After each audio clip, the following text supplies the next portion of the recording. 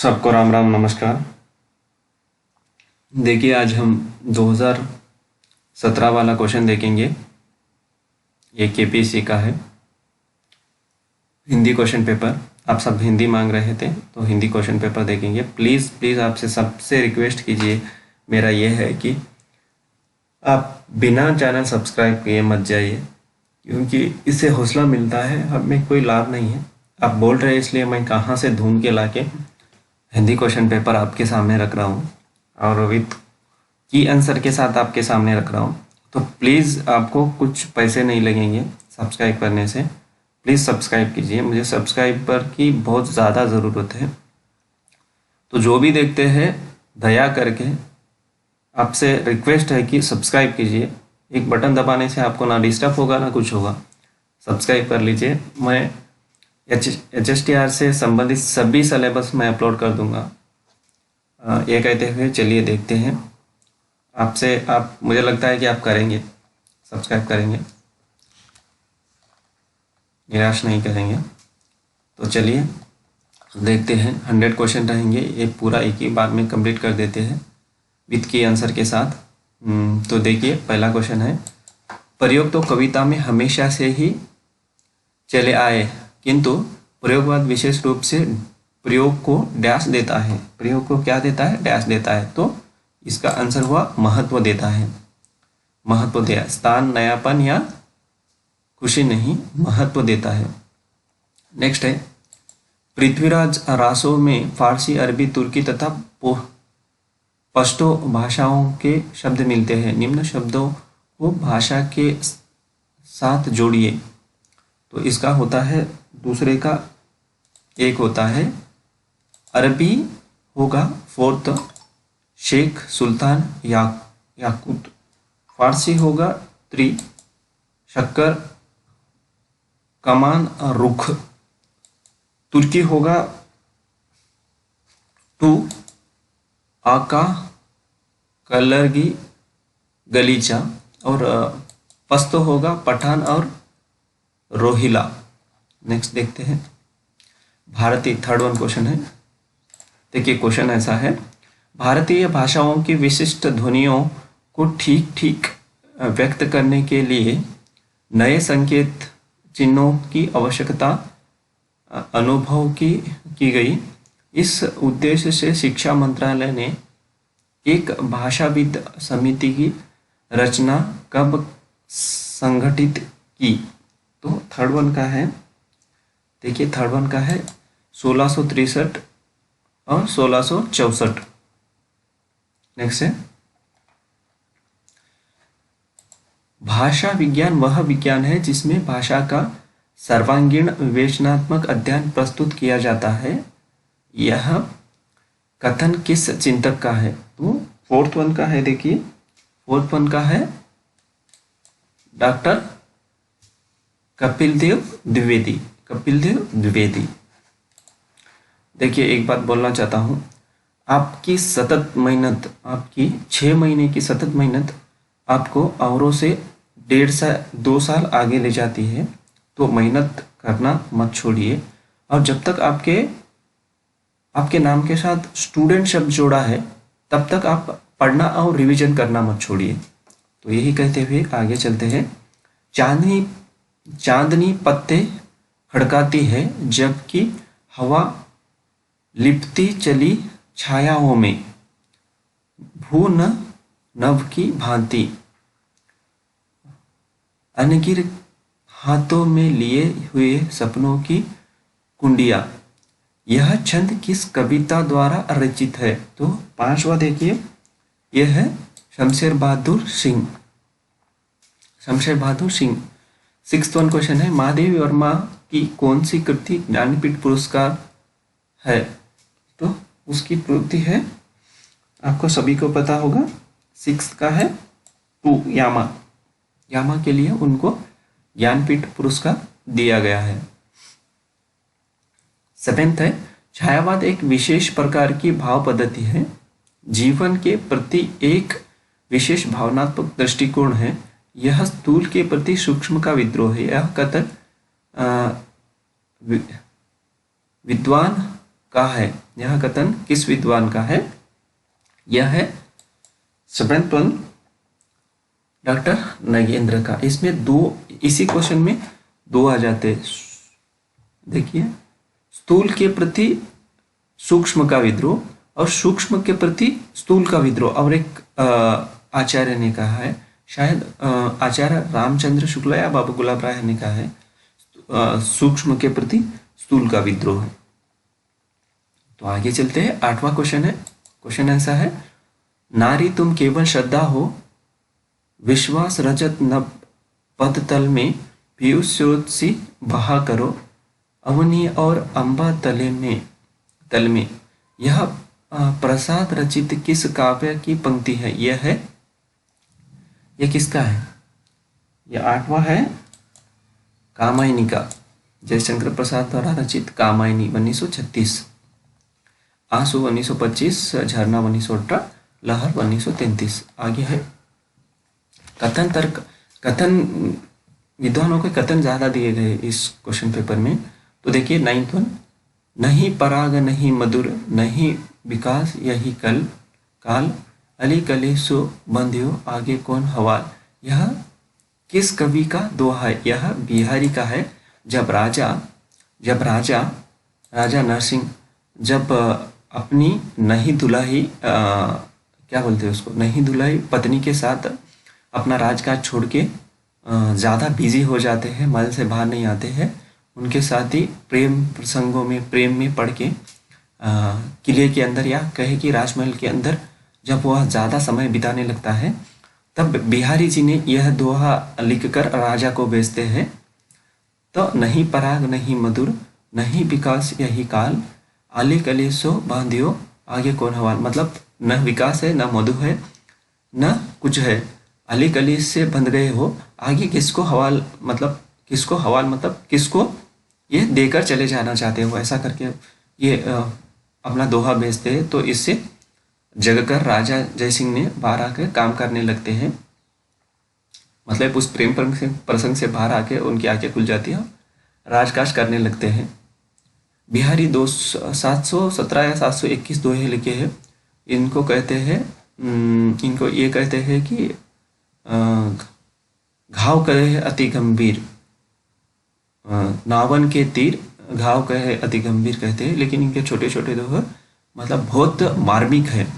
ऐसे मतलब एक्सप्लेन किया जाए तो बहुत सारा है। और एक क्वेश्चन पेपर 100 मार्क्स के एक क्वेश्चन पेपर के लिए करीब 3-4 25-25 मार्क्स करके क्वेश्चन पेपर बनाना पड़ेगा, मतलब आंसर बनाना पड़ेगा। 25-25 क्वेश्चन से आधा घंटा हो जाएगा, एक्सप्लेन ज़्यादा होगा। आप कैसे चाहते हैं बोलिए? अगर एक्सप्लेन चाहते हैं तो मैं ये क्वेश्चन पेपर का 4 भाग बनाऊंगा, 25-25-25 और 4 भाग अपलोड करूंगा। या आपको स्पीड चाहते हैं तो मैं 100 मार्क्स का एक ही बार में अपलोड कर दूंगा। नेक्स्ट क्वेश्चन पेपर है, उसको कैसा चाहिए आपको बताइए, मैं वो अपलोड कर दूंगा, मतलब भाग करके या पूरा एक ही बार चाहिए। एक्सप्रेशन चाहिए या नहीं चाहिए वो बता दीजिए। देखिए 10वां है, भक्ति द्राविड़ उपजी लाए रामानंद, प्रकट किया कबीर ने सप्त सिंधु नौखंड। यह किस आलोचक की पंक्ति है? यह है डॉक्टर रामकुमार वर्मा की। रामकुमार वर्मा, सॉरी ये रामकुमार वर्मा नहीं, माफ कीजिए, रामकुमार वर्मा नहीं होंगे, ये हो गए सत्येंद्र, डॉक्टर सत्येंद्र। 10वां होगा डॉक्टर सत्येंद्र।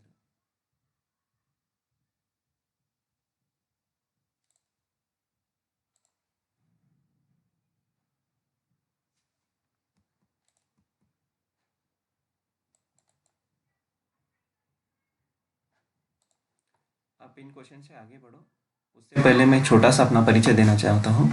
मेरा देखिए DEd, BA, BEd, MA Hindi, PhD अभी मैं कर रहा हूँ, पीएचडी फाइनल है मेरा, ये मेरा एजुकेशन है। उसके साथ मैंने केसेट कर्नाटक टेट 2 टाइम किया है, कर्नाटक टेट 2 टाइम है मेरा। उसके बाद एक बार 85, एक बार 103, उसके बाद मेरा केसेट हो गया है एक टाइम। उसके बाद 2 बार मेरा नेट हुआ है, उसके साथ एनएफएससी, मतलब मेरा थोड़े नंबरों से, मतलब पॉइंट से मेरा जेआरएफ चला गया 2 टाइम। नेट है मेरा, उसके साथ NFSC मतलब national fellowship for schedule caste student fellowship मिलती है करीबन 30-35 हज़ार महीने PhD के दौरान। ये मेरा NFSC मतलब जो पॉइंट से नंबर से चला जाए JRF उनको NFSC फेलोशिप देती है। उसी के साथ मैं अभी फ़िलहाल जॉब कर रहा हूँ, गवर्नमेंट जॉब कर रहा हूँ हिंदी असिस्टेंट टीचर के रूप में Karnataka residential education institute society में। एकलव्य स्कूल है मेरा। तो ये हो गया मेरा छोटा सा परिचय। आपको जो पढ़ा रहे वो नॉर्मल टीचर नहीं है, कोई अपने अनुभव से ही पढ़ा रहा है। 2 टाइम नेट है प्लस NFSC, उसके साथ KSET है मेरा हिंदी में, कर्नाटक टेट है, उसके साथ MA हिंदी और हिंदी PhD चल रही है।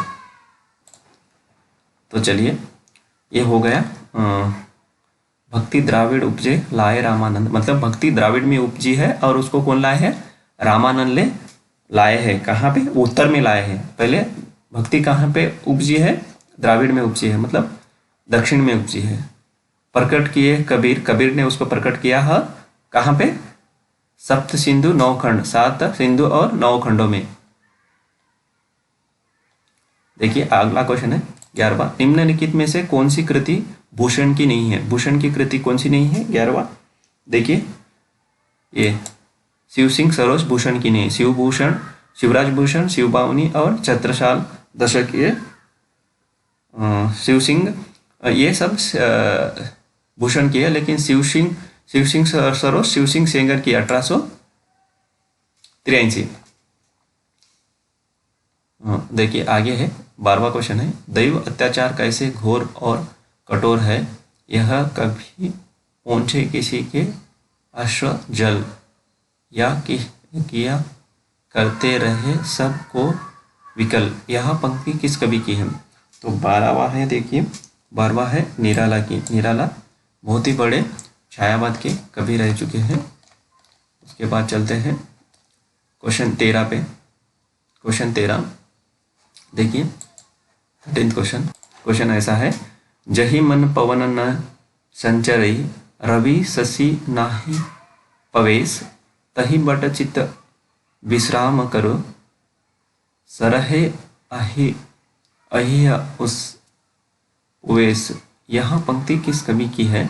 तो यह है 13वां क्वेश्चन। 13th क्वेश्चन है और सरहपा, डोंबिपा लुईपा कड़ापा नहीं, सरहपा।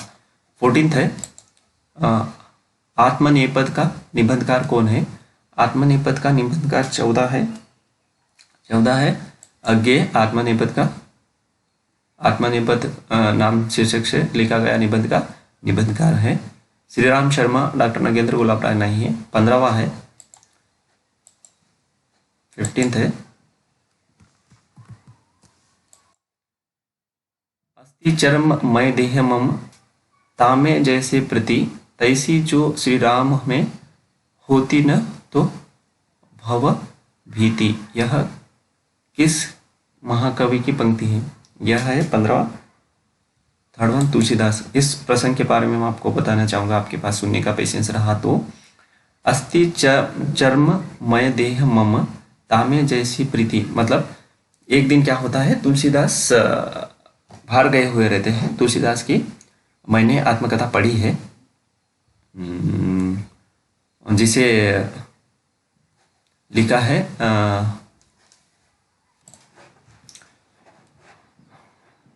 तुलसीदास का आत्मचरित्र है या बायोग्राफ ऑटोबायोग्राफी कहे हैं, वो है मानस का हंस, अमृतलाल नागर ने लिखी है।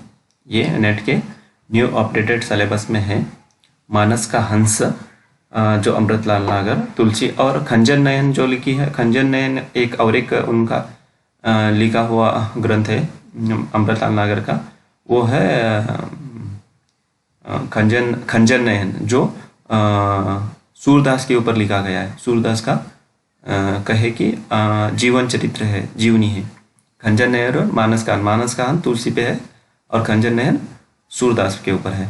ये जब अपना घर बार छोड़ के, जब उनकी पत्नी जब घर में नहीं रहती है तुलसीदास की, तब ये क्या करते हैं, गंगा नदी तैर कर उनके घर में पहुंच जाते हैं, कि उनकी पत्नी के घर में। उतनी उसकी पत्नी का नाम होता है रत्नावली। रत्नावली जब ये दोहा मतलब तुलसीदास को सुनाती है कि चर्म के पीछे, देह के पीछे पड़े हो, यही प्रीति तुम्हें अगर श्री राम के प्रति करनी है तो आपको कितना पुण्य मिलेगा, भवभूति मिलेगी कह के कहती है।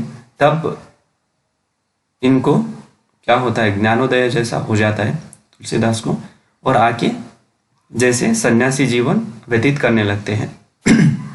ऐसे बहुत सारे दोहों के साथ प्रसंग जुड़े हुए हैं। अगर ये एक्सप्लेन करते चले गए तो वीडियो बहुत लॉन्ग हो जाएगा। तो चलिए अगले क्वेश्चन है, संवत 1621 करो कथा हरिपद सीमा, उपयुक्त दोहे में किस महाकाव्य का उल्लेख किया गया है? वो है, देखिए ना है क्वेश्चन देखिए 16 का होगा रामचरित मानस, सूरसागर, सूरदास, कामायनी, जयशंकर, पद्मावत मलिक मोहम्मद जायसी, ये तीनों अलग द्वारा लिखे गए हैं। रामचरित मानस तुलसीदास द्वारा लिखा गया है। ये 1621 बोल के, संवत 1621 बोल के लिखा गया है, मतलब इसकी ईस्वी बताई गई है। 17वां क्वेश्चन है, सूरदास, कुम्भनदास, परमानंद दास, कृष्णदास, यह 4 अष्टचाप के प्रमुख कवि किसके शिष्य माने जाते हैं? तो 17वां है, ये वल्लभाचार्य के शिष्य माने, विठलनाथ और वल्लभाचार्य। वल्लभाचार्य का बेटा विठलनाथ है। नंददास और रसखान इनके शिष्य हैं। दोनों के 4 शिष्य थे, वल्लभदास के और विठलनाथ के। इनका बेटा गोकुलनाथ और एक आता है। अगला है 18, कवि भूषण ने शिवराज भूषण किसके आश्रय में लिखा था? तो देखिए 18 क्वेश्चन 18वां, ये शिवाजी के आश्रय में लिखा था भूषण। छत्रसाल, अकबर और रत्नसेनी। लिखन बैठी जाकी सभी, गही गही गर्भ गरूर, भय न केते जगत के चतुर चितेरे कूर। उपयुक्त दोहा किसका लिखा हुआ है? तो ये है 19 का। देखिए यह बिहारी का लिखा गया है 19। निम्नलिखित कवियों को हिंदी साहित्य के काव्यों से सुमेलित कीजिए, ऐसा कुछ बताया गया है। देखिए मतलब 20 का क्वेश्चन होगा, आंसर होगा ये होगा 2। आदिकाल का होगा 3, हेमचंद्र। भक्तिकाल का होगा 4, बनारसीदास जैन। रीति काव्य का होगा 1, भिखारीदास। और आधुनिक काव्य नरेंद्र शर्मा। तो ये 1 नहीं होगा, 2 होगा। उसके बाद आगे चलते हैं। निम्नलिखित नाटककारों को उनके नाटकों के साथ सुमेलित कीजिए। तो उदय शंकर भट्ट 21वां है 1।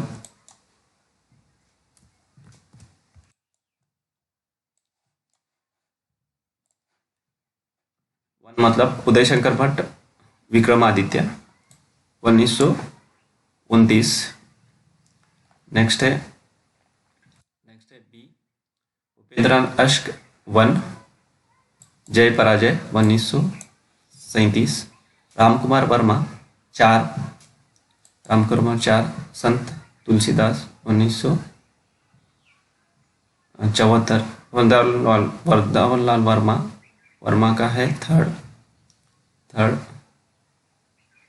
झांसी की रानी, ये सुभद्रा कुमारी चौहान की भी एक कविता है, झांसी की रानी 1948। आगे है, हिंदी का प्रथम गीति नाट्य करुणामय किसका लिखा हुआ है? तो देखिए 22 का है क्वेश्चन, आंसर 4, जयशंकर प्रसाद का करुणामय नाटक है 1912। 23, निबंध गद्य किसकी कसौटी है? यह उक्ति किसके कही है? निबंध गद्य की कसौटी है, यह है 23 रामचंद्र शुक्ला, महावीर प्रसाद द्विवेदी, माधव प्रसाद मिश्रा, गुलाब राय की नहीं। 24 है अबला जीवन हाय तुम्हारी यही कहानी, आंचल में है दूध आंखों में पानी। उपयुक्त पंक्ति किस काव्य कृति से ली गई है? 24 देखिए, यशोधरा से ली गई है। नेक्स्ट है महाभारत के 25वां है, महाभारत के कथानक के आधार पर लिखे गए नकुल काव्य ग्रंथ में भारत के किस महाकाव्य का उल्लेख है? महान नायक का उल्लेख है नकुल। 25वां देखिए, महात्मा गांधी, जवाहरलाल नेहरू, लाल बहादुर शास्त्री, भगत सिंह ने महात्मा गांधी। 26वां है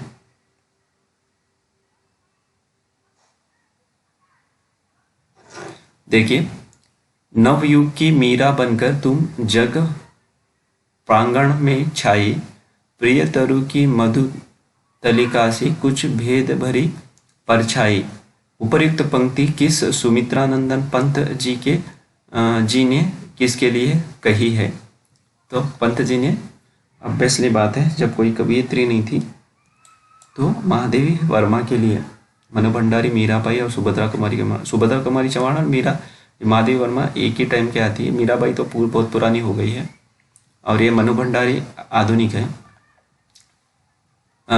27 है क्वेश्चन 27, पाली इसका प्राचीनतम प्रयोग 4वीं सदी में लंका में लिखे कौन से ग्रंथ में हुआ? वहां इसका अर्थ बुद्ध वचन है। तो 27 है 4 दीपवंश, दीपवंश। 28 का है देखिए 28, सिंधी साहित्य का सबसे प्रसिद्ध ग्रंथ का नाम क्या है जिसके प्रमुख कवि अब्दुल करीम शाह तलिफ आदि है? तो 28 का देखिए 2 शाहजो रिसालो। 29 का है उसने कहा था, यह कहानी किस प्रसिद्ध लेखक की है? तो 29वां है 2 चंद्रधर शर्मा गुलेरी की है। गुलेरी ने 3 कहानी लिखी है, बुद्धू को काटा, उसने कहा था, और एक मुझे याद नहीं आ रही, सुखमय जीवन उसने कहा था, और बुद्धू का काटा उसने कहा था, और सुखमय जीवन ये चंद्रधर शर्मा द्वारा लिखी 3 कहानियां हैं। अगला है शुक्ल जी ने मिश्र बंधु द्वारा गिनाई गई 10 पुस्तकों में से भगवद गीता तथा वृद्धन वकाशी धर्म को किस धर्म से संबंधित कहकर उन्हें साहित्य की कोटि में नहीं रखा? 30 है 3 जैन।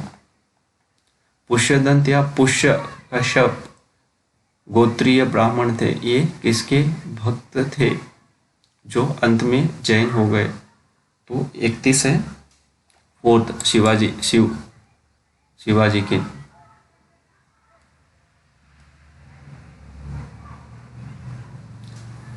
शिवजी या शिवाजी? शिवजी होना चाहिए था, शिवाजी हो। देखिए 32वां है अपभ्रंश के संदेश शासक, अपभ्रंश के संदेश शासक और हिंदी के बिशनदेव रासो। अपभ्रंश के संदेश शासक नहीं, रासक होना चाहिए, और हिंदी के बिशनदेव रासो दोनों में लोक जीवन का स्पर्श है और दोनों ही डैश काव्य है। 32वां है विरह। धनपाल रचित भविष्यत कथा, यह अपभ्रंश साहित्य का कथा काव्य है। भविष्यत कथा को और किस नाम से अभिहित किया जाता है? 33वां है सूर्य पंचमी। देखिए 34वां है अमीर खुसरो की मृत्यु के बाद उन्हें अपने गुरु की कब्र के नीचे गाड़ दिया गया। अमीर खुसरो की मृत्यु के बाद उसे अपने गुरु की कब्र के नीचे गाड़ दिया, मतलब उसके गुरु के कब्र के नीचे गाड़ा गया है उसको। सन 1605 ईस्वी में किस अमीर ने इनका मकबरा बनाया? तो 34वां देखिए, 2 तारा ताहिर बेग। हिंदू धर्म को सुव्यवस्थित करने के लिए शंकराचार्य ने किस संप्रदाय की स्थापना की जिससे पंचम देवोपासना की व्यवस्था की गई? 35वां है, 35वां देखिए, स्मार्त संप्रदाय। निम्नलिखित किसने रहस्यानुभूति को एक सामान्य दुल्हन के माध्यम से व्यक्त किया है? दुल्हन गवाहो मंगलाचरण। तो ये होगा 36वां 2 कबीरदास। जायसी ने भी कुछ ऐसा ही किया है। आत्मा को इन्होंने बना है स्त्री और परमात्मा को पुरुष, ऐसा कुछ बनाया गया है। इसके माध्यम से अपनी रचनाएं व्यक्त की है। देखिए अगला क्वेश्चन है, रामानंद भक्तिमाल के अनुसार शिष्य परंपरा में चतुर्थ शिष्य किसके बने? रामानंद भक्तिमाल के अनुसार, भक्तिमाल एक किताब है रामानंद द्वारा रचित, के अनुसार शिष्य परंपरा में चतुर्थ शिष्य किसके बने? चतुर्थ शिष्य मतलब 4 शिष्य। ये है 37वां, रामानुचार्य के बने, रामानंद, विठलनाथ के नहीं, विठलनाथ उनका पोता है शायद। नामदेव, अंतरण, अनंत नारायण, विठलनाथ। देखिए 38वां क्वेश्चन है, 6ठी शताब्दी के लगभग रचित प्रवरसेन का रावण वध महाकाव्य वाल्मीकि रामायण के प्रभावित है। प्राकृत भाषा के इस काव्य में कितने सर्ग हैं? 38वां 2 15। देखिए 39वां, कवि देव द्वारा रचित 72 ग्रंथ बताए गए हैं, किंतु आज कितने ग्रंथ उपलब्ध है? 72 में से देखिए 39वां 15 ही उपलब्ध है। 40 देखिए, संस्कृत आचार्य कौन है जिनका नाम सबसे पहले लिया जाता है, जिनकी सुधा निधि थी एक रचना? सुधा निधि। 40वां क्लियर नहीं दिख रहा है, फोटो क्लियर नहीं है। 40वां देखिए, त्रितोष।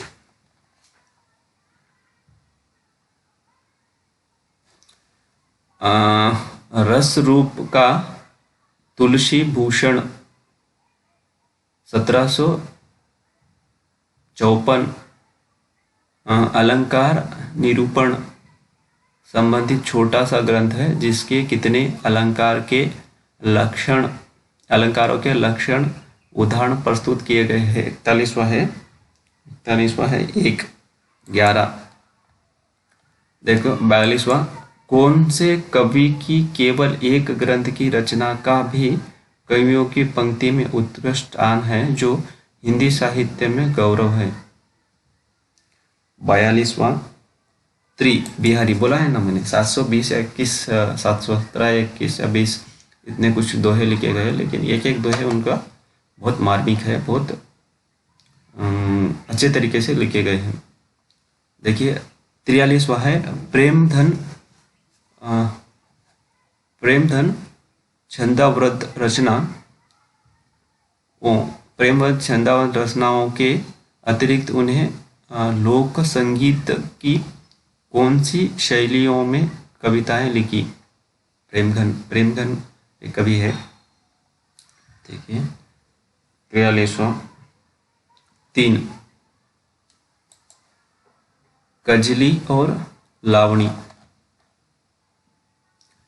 अगला है तार सप्तक की कविताओं के साथ अज्ञे की नई काव्य यात्रा प्रारंभ होती है जो बाद में किस में संग्रहित दिखाई पड़ती है? तो वो है 44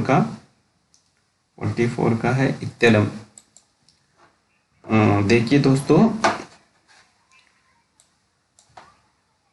ये केपीएससी चलाती है और इस एग्ज़ाम में, इन एग्ज़ामों में नेगेटिव मार्क्सेस होते हैं। अगर 3 क्वेश्चन रॉन्ग करते हैं, 4 क्वेश्चन रॉन्ग करते हैं तो 1 मार्क्स कट हो जाता है आपका 1/4। 45 का है मुंशी नवल किशोर द्वारा संपादित मनोहर कहानी 1880 कितने कहानियाँ संकलित है? तो 45वां है 4, 100। अंग्रेजी ढंग का पहला मौलिक उपन्यास कौन सा है जिसके रचनाकार लाला श्रीनिवास दास है? वो है परीक्षा गुरु। 46वां 3 परीक्षा गुरु। यह वाक्य बताया रामचंद्र शुक्ल ने। किशोरीलाल गोस्वामी की कौन सी कहानी है जो सरस्वती में 1900 ईस्वी में प्रकाशित हुई, जो शेक्सपियर के टेम्पेस्ट नाटक के आधार पर लिखी गई है? 47वां है 2 इंदुमती। मादा कैक्टस नाटक के रचयिता कौन है? 48 2 डॉक्टर लक्ष्मी नारायण लाल। आप बता रहे थे ना कि वॉइस सही से नहीं आती है, तो मेरा जो माइक्रोफोन है, नॉर्मल माइक्रोफोन से मैं रिकॉर्डिंग करता हूँ, तो उसकी वजह से सही से नहीं आती है। थोड़े पैसे वगैरह आया है तो सोच रहा हूँ कि अच्छा सा माइक्रोफोन ले लूँ जिससे रिकॉर्डिंग और वॉइस करेक्ट आए। तो आपका सपोर्ट बना रहे, यही बड़ी बात है। सब्सक्राइब करके जाइए जो भी आते हैं चैनल पे, तो मुझे कुछ हिम्मत मिलेगी बनाने के लिए। मैं तो माइक्रोफोन का जुगाड़ कर लूँगा। प्लीज़ जो भी आते हैं सब्सक्राइब करके जाइए, यही आपसे रिक्वेस्ट है। मुझे अगर कुछ देना चाहे तो वही दीजिए, सब्सक्राइब कीजिए। अगला है 49, मॉर्फोलॉजी को हिंदी में क्या कहते हैं? मॉर्फोलॉजी को हिंदी में क्या कहते हैं? 49 2 है 2 रूप विज्ञान, वाक्य विज्ञान, प्रयोग विज्ञान और ध्वनि विज्ञान नहीं। इन सब शब्द के बारे में बताऊंगा। भाषा विज्ञान बुक में दिया गया है देववारी के। 50वां है देवनागरी लिपि किस प्राचीन लिपि से विकसित हुई है? तो देखिए, देवनागरी लिपि किस प्राचीन लिपि से विकसित हुई है? 50 का है 1 ब्राह्मी लिपि से। देखिए दोस्तों, अगला सेकेंड भाग बनाएंगे। 32 मिनट हो चुके हैं, तो ये बहुत बड़ा हो जाएगा, 1 घंटे का हो जाएगा। आपको इतना पेशेंस भी नहीं रहेगा कि 1 घंटे का वीडियो देखें। मैं नेक्स्ट वीडियो कल डाल दूँगा, कल अपलोड कर दूँगा। आज ये दोनों आ जाएंगे, तो प्लीज़ सब्सक्राइब कीजिए। आप सबको धन्यवाद।